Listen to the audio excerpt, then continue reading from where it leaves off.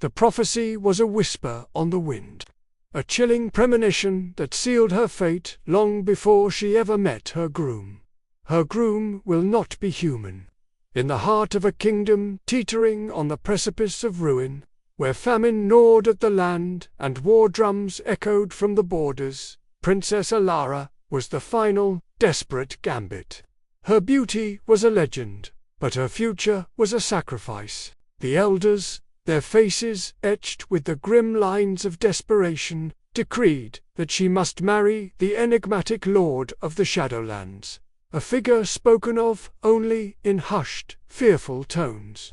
He was a recluse of immense power and wealth, a mysterious sovereign whose alliance promised salvation, a deluge of grain and gold that would pull her people back from the brink of oblivion. The arrangements were made in haste, a somber pact written in the ink of her tears.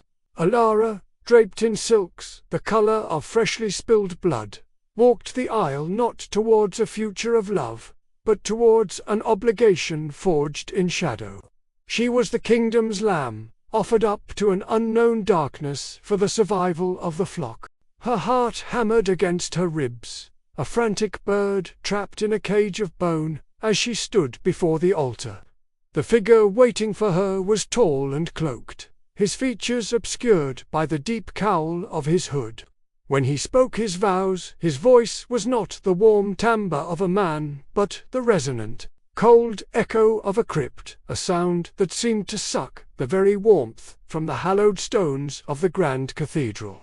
She felt the chill of his hand as he placed a ring of obsidian and bone upon her finger, a final, binding shackle. She was no longer a princess. She was a bride, promised to a mystery she could not comprehend, for the sake of a kingdom that would now live on, because she had agreed to die. The wedding night descended like a shroud. In the opulent, cold chambers of the Lord's fortress, a place carved from the very heart of a black mountain, the air was heavy with the scent of ancient dust and withering lilies. There were no servants, no celebratory fires, only the suffocating silence of a tomb. He led her to the grandest room, where a single sliver of moonlight pierced the gloom through a high, narrow window, illuminating the dust motes dancing in the still air. It was there, in that desolate beam of silver, that he finally let the hood fall. Ilara's gasp was stolen by the horror that confronted her. The face she saw was not one of man. It was a visage of pure curse, a horrifying symphony of shadow and bone, with eyes that burned like dying embers in hollow sockets.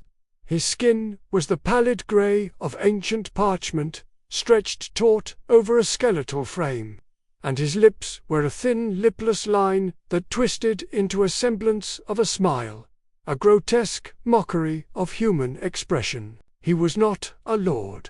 He was death itself, a walking, breathing personification of the end. The promised wealth was not of gold, but of souls. The power was not of armies, but of the grave. He had come to claim his bride, the living heart he required to anchor his spectral form to the mortal plane. She saw in his smouldering eyes the endless procession of souls he had reaped, the silent screams of millennia.